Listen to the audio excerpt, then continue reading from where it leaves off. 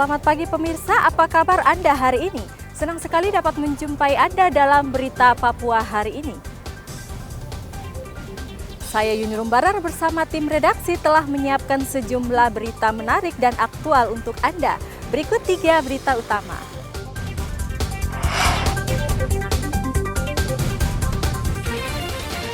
Tim SAR hentikan pencarian 11 penumpang kapal yang diduga tenggelam di perairan Amar, Mimika.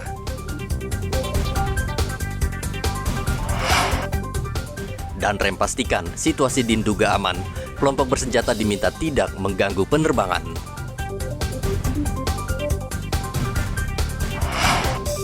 Petani di Merauke gagal panen, harga beras melonjak.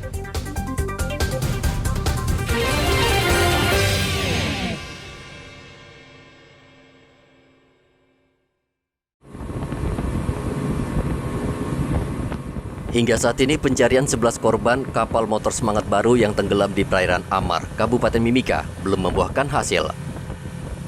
Sejak hari pertama operasi hingga hari ke-7, tim SAR gabungan belum menemukan tanda-tanda kehidupan 11 penumpang kapal tersebut. Sesuai dengan SOP Basarnas, pencarian hanya dilakukan hingga hari ke-7. Dan jika tidak juga membuahkan hasil, maka operasi pencarian 11 korban ditutup. Kakan SAR Mimika, George Mercy Randang mengatakan, berbagai upaya telah dilakukan personel SAR dengan dibantu aparat TNI Polri, namun selama operasi hingga hari ke-7 hasilnya tetap nihil.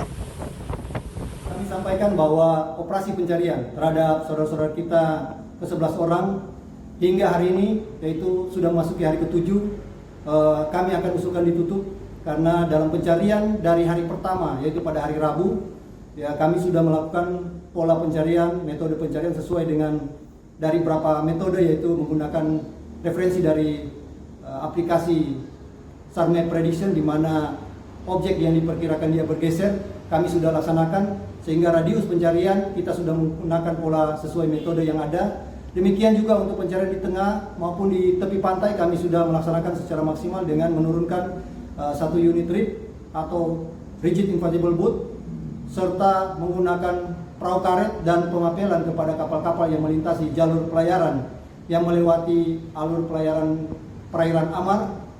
Kami telah laksanakan dengan maksimal, dan hingga yang terakhir kami juga pada hari ke-7 ini kita sudah melakukan pola pencarian yang lebih besar lagi, lebih jauh lagi, walaupun dalam kondisi cuaca yang sangat tidak menentu dan beberapa tantangan juga cuaca ekstrim, sesuai dengan apa yang sudah di-share dari BMKG kepada kapal-kapal yang melintas yang dikendalikan oleh stasiun radio pantai.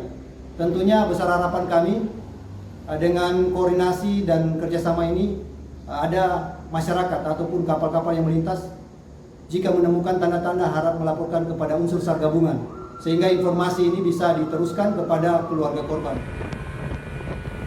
Kendati operasi pencarian ditutup, tim SAR akan tetap memantau dan melakukan evakuasi jika 11 korban kapal naas tersebut ditemukan.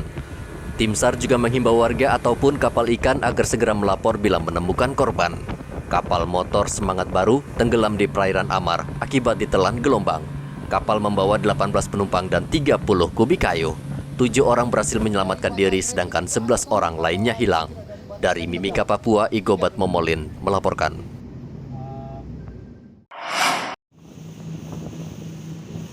Tim SAR Sorong juga menghentikan pencarian terhadap 4 warga asal Kabupaten Raja Ampat yang dinyatakan hilang. Selama 7 hari, tim SAR menyusuri sekitar Laut Raja Ampat hingga meluas ke perairan GB, Maluku Utara. Namun keempat korban tidak juga ditemukan, termasuk perahu yang mereka gunakan.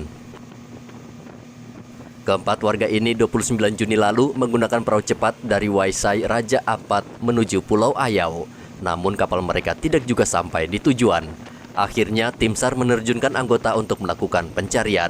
Namun karena cuaca buruk, tim SAR mengalami kesulitan dan hingga hari ke-7 sesuai SOP, tim SAR menghentikan pencarian.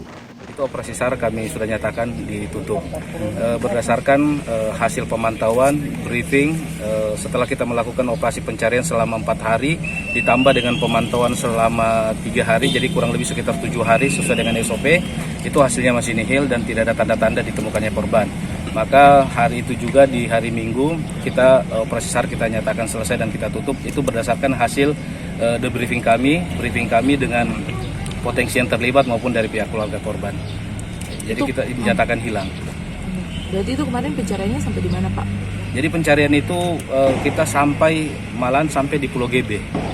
Kita sudah melewati dengan batas wilayah kerja kami karena kita asumsi bahwa kemungkinan bisa jadi korbannya sampai ke sana karena di sana tidak ada signal.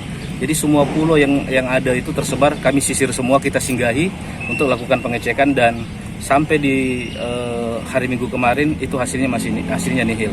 Jadi memang korban tidak ditemukan, dinyatakan hilang. Berarti tanda-tanda juga tidak ada ya, Pak? Tidak ada tanda-tanda yang ditemukan. Yang jerigen kemarin tuh Pak, itu aja yang kalau jerigen itu kita belum bisa menyatakan bahwa itu A1 itu milik si korban karena kan banyak model jerigen seperti kayak gituan. Kalau seandainya ada by name di situ mungkin bisa kita tahu oh itu betul, tapi ini kan tidak ada kayak gitu.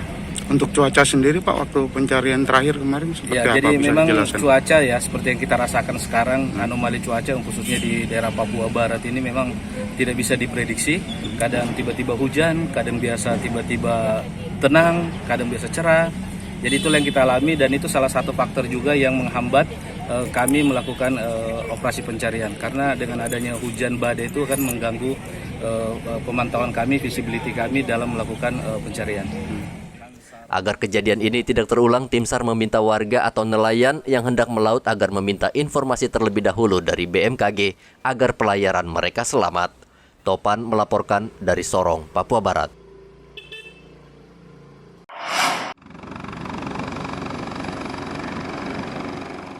Untuk memastikan situasi keamanan di Kabupaten Duga, Komandan Korem 172 PWY Brigjen Juwinta Omboh Sembiring turun langsung ke wilayah yang masuk kategori rawan tersebut.